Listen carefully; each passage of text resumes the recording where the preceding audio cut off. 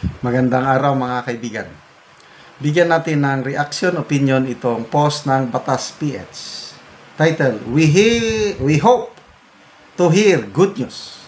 Pahayag ito ni BP Sara na very optimistic, positive ang dating ni BP Sara na may good news tungkol kay Tatay Digong until Friday, November 28. Kasi magdidesisyon na ang ICC doon sa appeal ng defense team tungkol sa paglaya ni Tatay Digong. Let's pray. Vice President Sara Duterte expressed optimism that the International Criminal Court Appeals Chamber will issue a favorable ruling on former President Rodrigo Duterte's request for interim release. Her statement came after the ICC announced that its appeals chamber is set to promulgate its decision on Duterte's appeal, which challenges an earlier ruling denying his bid for provisional liberty. The ICC said the promulgation will be live streamed on Friday, November 28 at 10:30 a.m. Hague time yon. Umaga. Sa Philippine time is 5:30 ng hapon. Kaya isulat nyo na sa inyong notes o kalendaryo, marka nyo na hapon ng Biyernes 5:30 live stream. Ang galing ha? Desisyon ng appeals court. Ito, correct me if I'm wrong. Ang nagdesisyon na huwag bigyan ng interim release si PRRD, yung tinatawag na pre-trial chamber 1. Maraming mga pre-trial nila siguro. 1 kasi, may 2, may 3 ba? So, denied. Hindi pwede. Diyan ka lang. Dahil ganito. May mga rason. So, ang ginawa ng defense team, nag-appeal sa appeals court. Parang sa atin din dito, may regional trial court. Ang isang party, kahit sino, pag natalo, pag convicted ba, example, si Franz Castro, convicted siya sa regional trial court. Kaya ang ginawa ni Franz Castro, nag-appeal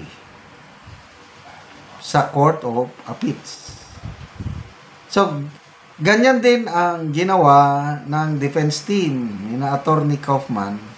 2 or 3 months ago ba yun, yung nagdesisyon ang pre-trial chamber na denied yung interim release. So, mabilis ang aksyon kasi 2 or 3 months lang. Ito na, may promulgation na. Kaya ako, palagi kong pinagdarasal yan. Tatay Digong, huwag mo siyang, Panginoon, huwag mo siyang pabayaang mapahamak. Pabalikin mo siya ng buhay sa Pilipinas. That's my makabalik siya ng buhay. So, wala pong imposible sa dasal. I believe na may plano ang Diyos sa mga Duterte. So, tapos naman si Tatay Digong dahil 6 years. Nanungkulan na siya at magandang resulta at nakakalungkot. To me, Tatay Digong is the best Philippine president ever. Kailang kinidnap, pinakulong ng Administrasyong Marcos. Kung merong legacy tong Marcos Jr., bad legacy, to me, yan ang pagpakidnap kay PRRD. I will never forget that very sad incident March 11, 2025. Anyway, hindi natutulog ang Diyos. Sabi ng Diyos, vengeance is mine. Just stand still. The battle is mine. Sabi niya, tingnan nyo, anong nangyayari ngayon sa administrasyong Marcos? Kaliwat kanan ng mga problema. Ang gaba, dili magsaba. So, ako, optimistic din ako. Mabibigyan ng interim release si PRRD. Magbasa lang tayo sa mga comments.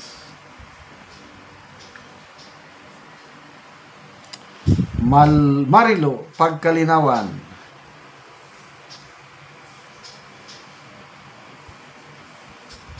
Edwin Banson, very good po.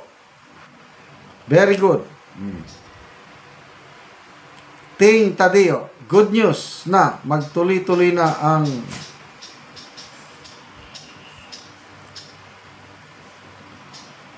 Wilmar Scofield, the best president.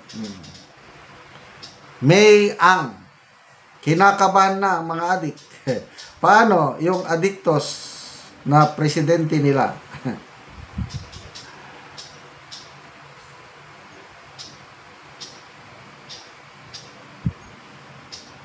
Praying, bring him home. Amen.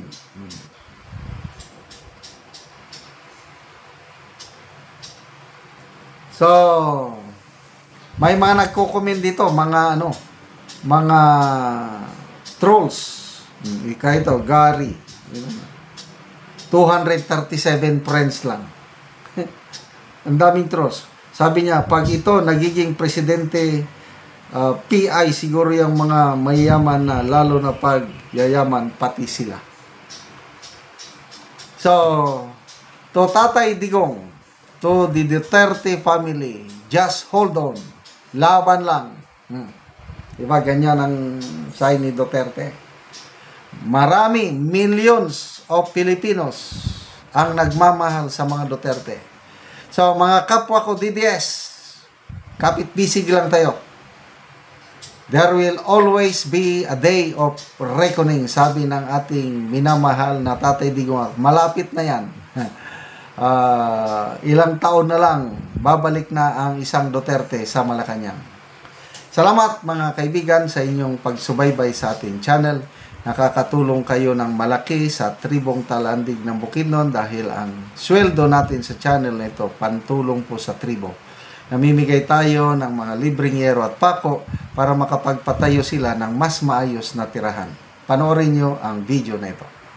Muna ni ang natagaan na mo og yero. Karon mo na ni ang itsura sa balay ni Kuya sa tagaan na mo og yero nga mga tanilbag lang. Ang kuan niya, yang balay. Ang ilang atop nga mga silupin lang ug mga trapal ug mga tanilbag. So mo na gid ang ilang kahimtang tagaan na mo og yero.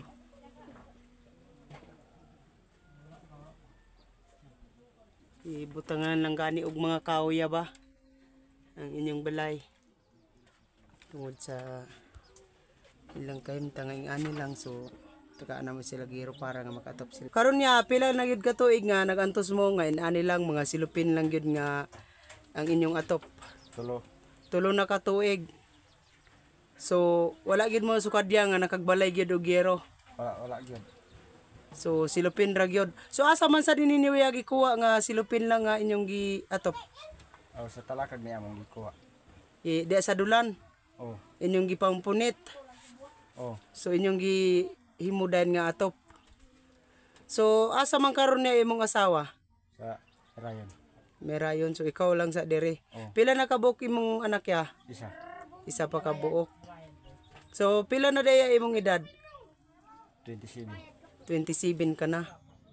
So mana ni ang ilang balay ni Kuya. Salamat sa Ginoo nga grasyan kog panalangin nga matagaan kog sin. Di na gid ko maulanan. Oo. Kabalay na gid kog sin. Oo.